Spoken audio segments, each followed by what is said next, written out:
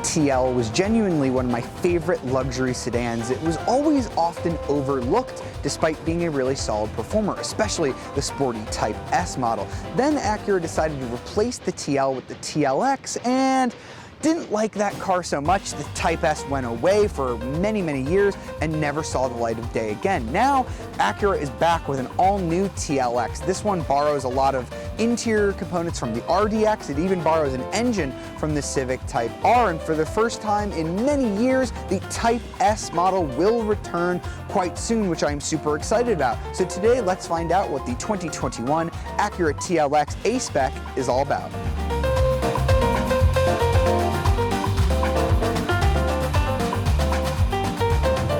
So let's check out the exterior of the TLX, where I think they've done a really nice job redesigning this car without really making it look too drastically different. I think it's still very recognizable as an Acura, as a TLX. We have Acura's shield grille here that I think looks really cool. Of course, we have the A-spec model, which is going to make it look a lot more aggressive. I love the shape of the headlights as well. The proportions have changed a lot here. Now, you have a 3.7-inch longer wheelbase than before. The car is 2.2 inches wider as well. But I'm going to show you the most important change here, which is the dash to axle ratio. So you've got your axle here, you have the end of the dashboard here. This is now 3.7 inches longer than the last generation model, and what that's going to do is it's going to give you the appearance that this car is longer in the front. That makes it feel and look like a rear-wheel drive car, even though this is a front-wheel drive vehicle with optional all-wheel drive. Just makes the whole car look a lot more handsome. So now let's come around the side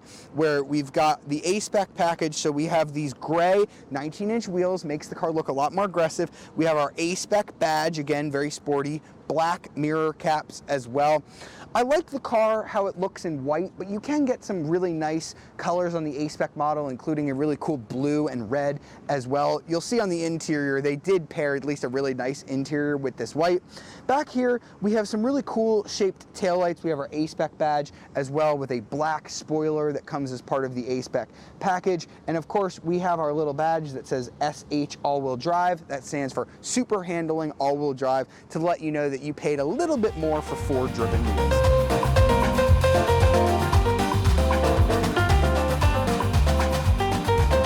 So now let's hop into the interior of the TLX, where I think they have done a very nice job of moving on from the previous generation model, which was definitely not my favorite generation. I did not love that dual touchscreen setup that they had in there. We now have Acura's True Touch controller here, so the screen is quite far away, but you control it using this little touchpad here. It works a little differently than Lexus's system. So basically, if I wanted to get to Sirius XM, see how it's in the bottom left-hand corner, I just put my finger there on the left corner and it will automatically respond to that. So if I wanted Apple CarPlay up here, same thing, and you kind of scroll across it like you would swipe on a smartphone to get to stuff. It's pretty easy to use. I don't find it too complicated at all.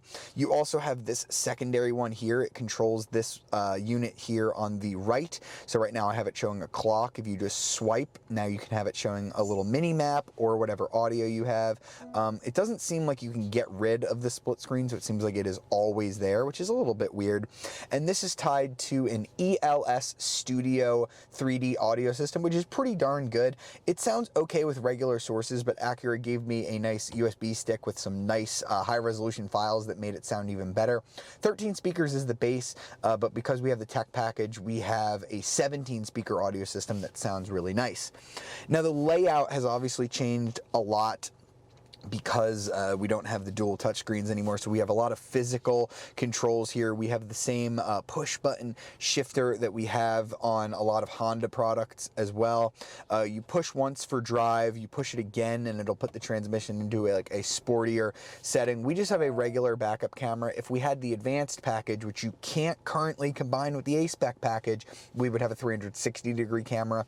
Also, just like the NSX, we have a gigantic drive mode controller. It's this nice metal aluminum finish. I really like that. And listen to how it sounds when you change drive mode. So I'm in normal mode now. If I go to the left, I go to comfort. Hear that? It sounds like a Gran Turismo menu change. Listen to this.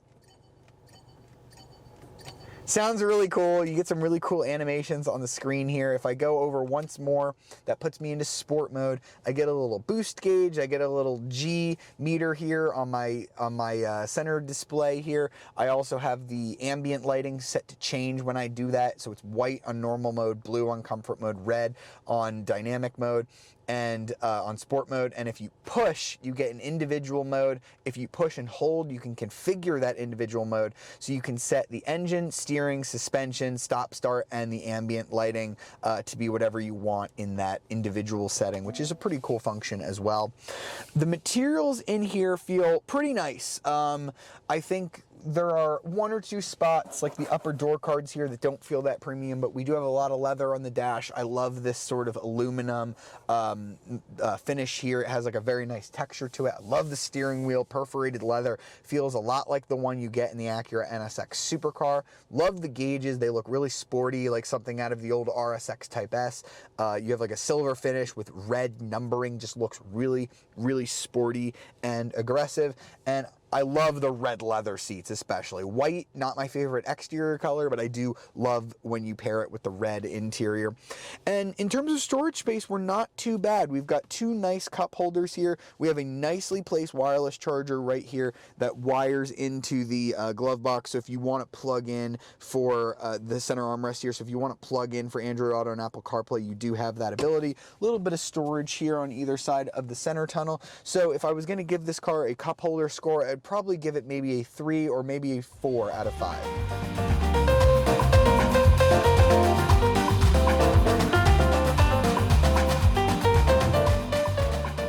Moving into the back seat of the TLX, we have a little bit more room than what we got on the last generation model. 34.9 inches of legroom, which is decent, but again, not class leading in this segment, even though Acura has tried to position the TLX as a tweener, sort of between a compact and a mid-size luxury sedan. We do have at least air vents back here, no USBs though, although we do have a lot of speakers. We have speakers in the doors, speakers in the headrest as well, so it does sound quite good audio-wise here, and the headroom is also quite generous as well. Now, when you come back here to look at the trunk, you might wander around looking for the trunk button. It's actually hidden right here in the tail light, quite conveniently. When you open that up, you're going to get 13.5 cubic feet of space, which is okay. It's a little bit more than what you got in the last generation TLX. You can get more in this segment. The Audi A4, BMW 3 Series have more trunk space. You can fold the seats using these little pulleys here, fold the rear seats down to get a little bit more space in there. But if you need more space than this, I recommend getting the Acura RDX crossover, or actually the Honda Accord, just like the back seat, has a much bigger trunk than the TLX.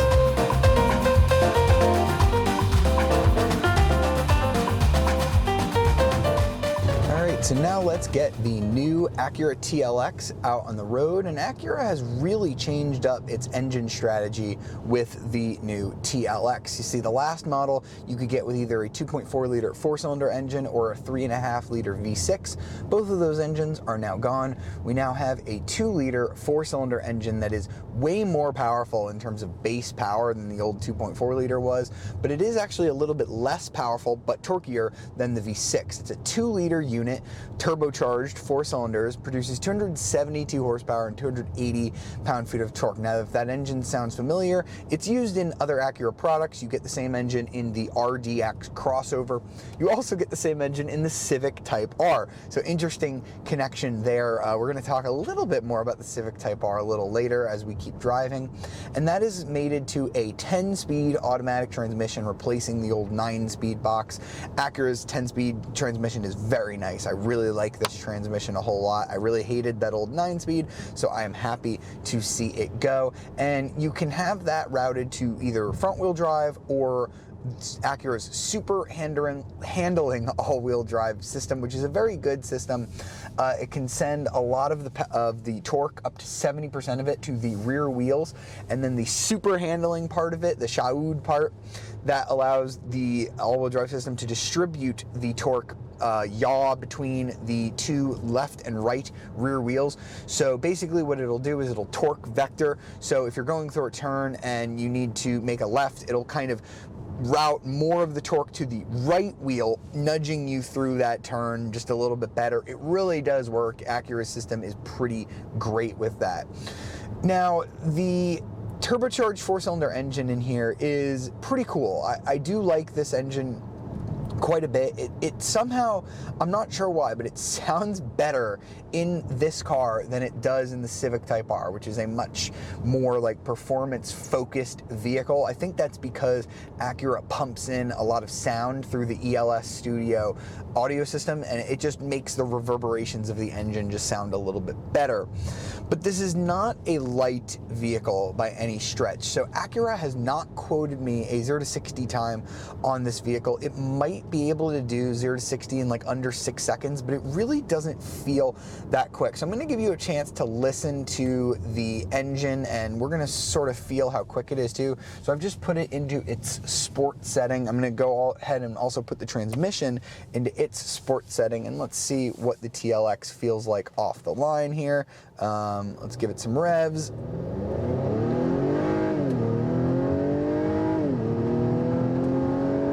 Okay. Pretty nice sounding, pretty grunty for a 4-cylinder engine. Not bad whatsoever, but it just didn't feel that fast off the line. Like, it didn't feel like it had the most responsiveness low down. It felt like a little turbo laggy, so I'm not super impressed with the acceleration. If you want a faster TLX, you're gonna have to wait for the long-awaited return of the Type S, which I'm pretty excited for. That gets a 3-liter turbocharged single turbo V6 engine, and that should produce, I think it's 350 horsepower, so that's a big bump over this car. So if you want more performance, you're gonna have to wait for that one. But let's talk about this A-spec model here. The A-spec is mostly an appearance package, so you're not gonna get anything quicker than a normal TLX here. But the TLX is a pretty nice performer. This is built on an all-new chassis than the outgoing model. We finally have front double wishbone suspension, which has been absent on the TLX for a model year, for a few model years now. The handling is quite good. I feel like it dances through the turns quite well. We're going to go ahead and push this all-wheel drive system through the bend here. The grip is quite nice. I feel the chassis is very nicely balanced. I have a good amount of feedback through the steering wheel. Like, I just feel very precisely connected to the steering wheel. Like, I know what the car is doing. The only thing that I think lets the whole sporting experience down is the tires. If you do push this car a little bit too fast, you're gonna hear the tires squeal for dear life. Like, they just do not want to hold on to the road all that well. So that's gonna kill the fun just a little bit. I'm expecting the Type S to come with a little bit better tires than this vehicle, but I do really like the chassis. I really like the all-wheel drive system, and the engine, although it doesn't feel super fast off the line, it is at least very responsive with this 10-speed automatic transmission, especially in sport mode. You just put your foot down and it is very quick to respond. And then I can toss it through a corner. The all-wheel drive system grips and feels like it has a good mid-range. Kind of dies off at the top there. Here we go. This will give us a chance to really push it. You can hear those tires, they're squealing. The all-wheel drive system is great. It's under-tired for what this car wants to do. I have a decent amount of feel through the steering, so it is sporty-ish, but it's definitely not like Audi S4 levels, BMW 340i. We gotta wait for the Type S to come out to really get to that level of power. So Acura has built here a very comfortable, very compliant sedan. Even with all-wheel drive, it gets pretty decent gas mileage. It's 22 mpg in the city, 31 on the highway, 25 combined. Those are okay numbers. You lose a little bit with the Shaood system. 21, 29, 24 is what those MPG numbers go to with all-wheel drive, which is not terrible. So this is a competent performer. I think it looks pretty cool. It definitely is more on the comfortable side of things, especially with the adaptive suspension that we have here. You can set it to sporty or comfortable. Not gonna light your hair on fire, but I do think that Acura has always built a competent driving car, and they've continued that trend with the new TLX.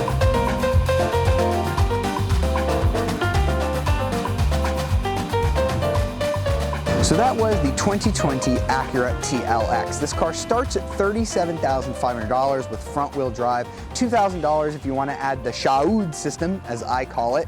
Now you're going to have to add two packages to get the way we have it here. $2,750 is going to get you the a-spec appearance package. Definitely think you should go for that. Makes the car look a lot more aggressive and really nice on the inside as well. Now you can't get that package without adding the technology package for another $4,000. So the car you see here with all-wheel drive as tested is about $46,750. You can actually get the advanced package car, which doesn't look as sporty as this, but comes with a few features like the 360-degree camera. That's going to run you about $48,000. Now that is a lot less than what you're going to pay for a fully loaded German option C-Class BMW 3 Series with the 4-cylinder engine, but it's certainly not the least expensive vehicle in this segment as well. Now I think I want to hold out and wait for the Type S. That's going to be the performance model that's going to really light your hair on fire and hopefully compete against cars like the Audi S4, BMW M340i, things like that on that performance level. But if you're just looking for a solid, competent car that won't completely break the budget, the TLX is now an option that you can look at. It is a solid performer overall, not necessarily a class leader in any segment, but that's always where Acura has had its strong suit: affordability, reliability, and just a solid overall package.